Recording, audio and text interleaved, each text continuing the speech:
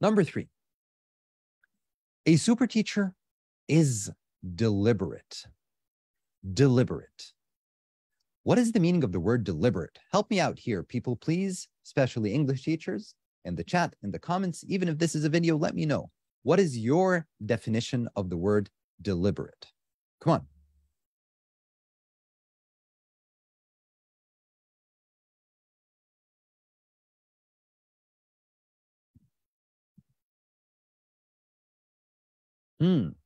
What is the meaning of the word deliberate?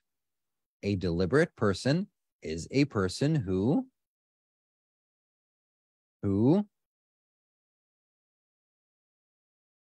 yes, is a person who does things on purpose. So deliberate means on purpose. You do things on purpose. You do things because you mean what you're doing. You do it for a reason. Okay? Super teachers don't just do what they do, don't just explain what they explain because they have to. They don't just act naturally and normally. Unfortunately, a super teacher should act as an actor. I want you to always remember this. You should be actors, and the classroom is your stage, and the students are your audience. You have to be deliberate. Everything you say, everything you do is planned. It's for a reason. It's done on purpose. It's to teach. It's to make them learn better. It's to help them understand. You do it for a reason. Super teachers are deliberate in everything they say or do. Teachers should turn every situation at any opportunity into a learning experience. You should always be teaching. You should always be teaching. You should always be teaching. If someone disrupts my classroom to ask me about how much my watch costs, I should turn my answer into a learning experience. I should turn my answer into something to benefit him or her. Maybe teach them about watches, perhaps. Maybe teach them about smart financial decisions and why it's not a good idea to spend a lot of money on a watch unless you can use this watch to make more money or sell it later on because it's a rare watch. Maybe I can teach them something when I answer any question. Maybe I can teach them something as I control my classroom. Maybe I can teach them something by being a role model. Maybe I can teach them something when I try to solve problems. I have to be a teacher at all times. I have to be an actor on the stage with a purpose, deliberate. I want to teach these students. All right. Super teachers choose. We choose. We choose people. We are active. We're not passive. They choose what they say. They choose what they do. They even choose what they wear. Yes. We don't just go to school wearing anything, saying anything, doing anything. Our kids in school look to us. They look up to us. They look at us as their role models. They learn from us, sometimes even more than they do from their parents because they spend so much time with us in school. Everything I do has to be deliberate, has to be for a reason. Now, let's take a look here. Somebody might say, well, I agree. We should choose what we say. We should choose what we do. You should choose the language you use. You should use good language. You can't use bad words with your students. You can't. You have to choose the way you talk. You can't shout and yell and scream and then ask them to be quiet. Look at me, everybody. Super teachers, look here, please. Here, let me take this away. This is so important. Look at me. Please imagine yourself now standing up in the middle of your classroom, shouting, yelling, screaming, red face, telling your students that they have to calm down, they have to sit down, they have to be quiet. You're yelling and screaming, asking them to be quiet. Does that make any sense? Tell me now, does it make sense to you? Does this image make sense? Somebody shouting and screaming and yelling, telling other people to be quiet? Especially if they're younger kids. What's going on in their head, in their heads? This teacher is yelling and screaming and shouting and using bad language with us because he wants us to sit down and be quiet and be nice. That doesn't make sense. Okay?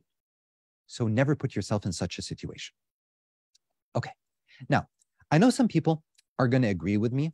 Yes, we should choose what we say. We should choose what we do. But how do we choose what we wear? I mean, we can wear whatever we want to wear. There's no uniform for teachers. You're right. Let me give you two scenarios. Number one, teacher wears jeans and a t-shirt. Okay. A male teacher, a man wearing jeans and a t-shirt, and is friendly with the students. Okay. So a nice teacher, a nice friendly teacher wearing jeans and a t-shirt. Everybody visualize this, please, in your heads. Okay. Imagine a classroom with students, whatever age, the older, the better, and a male teacher standing wearing a white plain t-shirt and jeans, or a t-shirt with some kind of musical band or something here, or some kind of big word or something like that, jeans, and being friendly and joking with the students. Or number two, a teacher wears a suit and a tie. So just like me, wearing a suit and a tie, and is friendly. So is being nice, is smiling, is friendly with the students. Is there a difference in the perception of your students of these two teachers? Or are they both the same for them? What do you think? They're both good teachers. They're both friendly. Everything is good. The only difference is what they're wearing. What do you think? I think it makes a difference. The way the student will perceive this teacher, the seriousness by which the student will perceive the teacher, the seriousness by which the student will take the information from the teacher, the control of this teacher to the classroom is much higher if the teacher was wearing a suit and a tie than it would have been if he were wearing jeans and a t-shirt.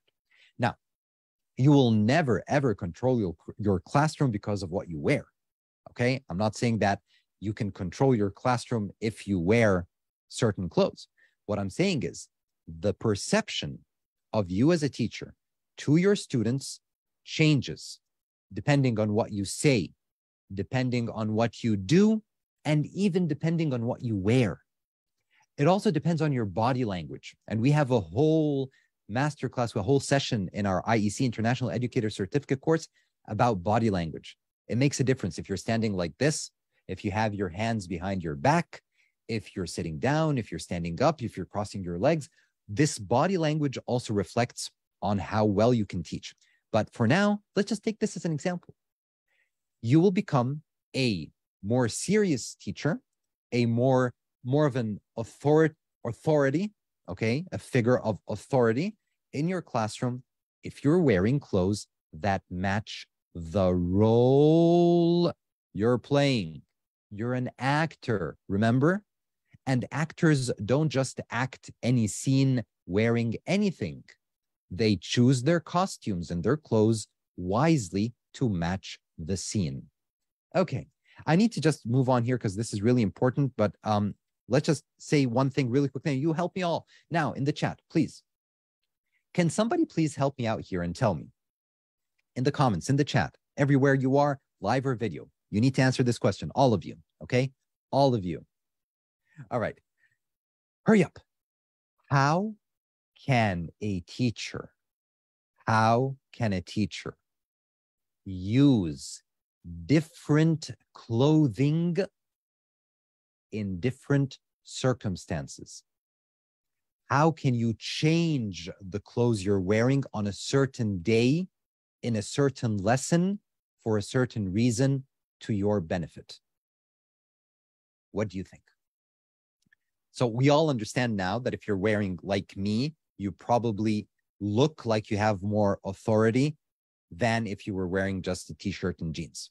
But how can I change my clothes? How can I vary the clothes I'm wearing to help me with my classroom control and my teaching?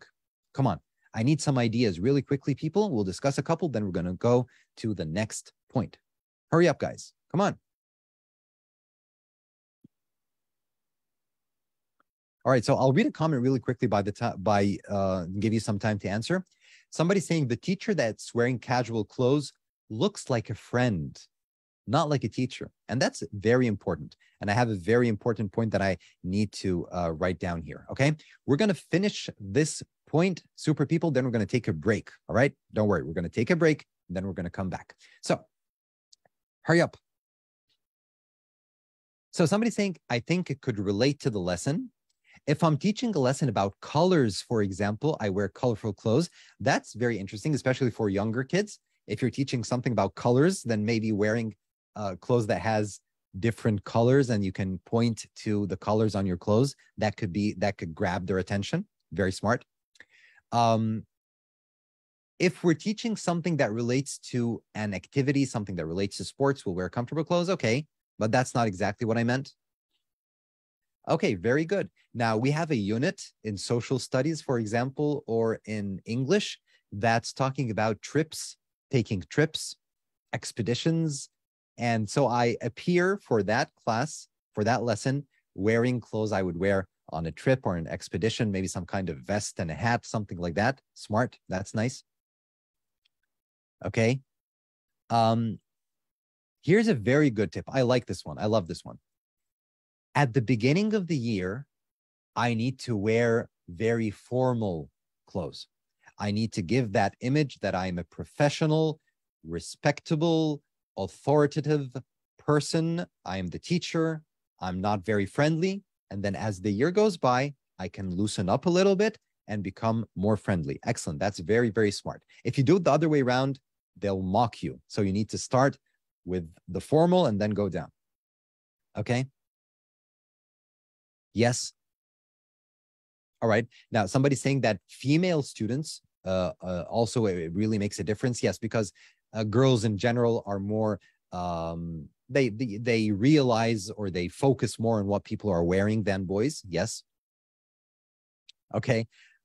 We have a teacher who was wearing a scary mask on Halloween. That's good. Okay. Yes. Now, nobody said, or I think nobody said what I was thinking, but you all said very good things. Let me tell you what I was thinking. What I was thinking was that we can vary the clothes that we're wearing based on the importance of the lesson. Meaning, I don't think most of you, men and women, go to school regularly all year wearing a full suit. So women have suits and men have suits. I don't think it's not in a lot of our culture to do this, even though here in America, for example, it's very, very common for teachers to wear suits, men or women, in their classes. But in general, I think that a lot of us don't wear formal wear during our classes. So let's say you wear something that's semi-formal, not very casual. And then one day you appear in class wearing a full suit. The impression your students will get is that today is an important day. There's something really important, and you can save this for a very important lesson, for the revision before the test, for the part where you need to teach the hardest lesson, where you know you're going to lose them, you need their attention, you know this is going to be a hard day for you, and you wear this, it gives you this extra credibility. It scares them a little bit and has them more focused on what you're saying. So that's very good. I think it's a very good idea where you can vary the clothes you are wearing based on the importance of the lesson you are delivering. Okay, one more thing really quickly here, people. Just write this down, please. I think this is, it's something I believe in and something I've used with my students so frequently. I think it's very, very good. Write it down, please. Always be friendly, not friends. And if you understand what I mean and you agree, tell me that you agree, please. I think that teachers should always be friendly with their students, should always be nice, respectful, friendly, listen to them, answer their questions, try to help them out. But you should never be friends with your students because you cannot beat their friends. You can think you're their friend. They can think you're their friend. But their actual friends will always be better friends than you. And once the students perceive the teacher as a friend, even if there is the respect at the beginning, this respect tends to go down with time. Problems arise with time. And students, especially teenagers, will perceive any problems between you and them, if they think you're their friends, as breaking up, not my friend anymore, my enemy, I hate this teacher. So you were friends and now he hates you. You don't want to put yourself in this situation. So never be friends with your students. Don't act like their friend. Don't wear clothes that they wear. Okay, that's part of what we were saying. Don't talk the way they talk. Don't do what they do.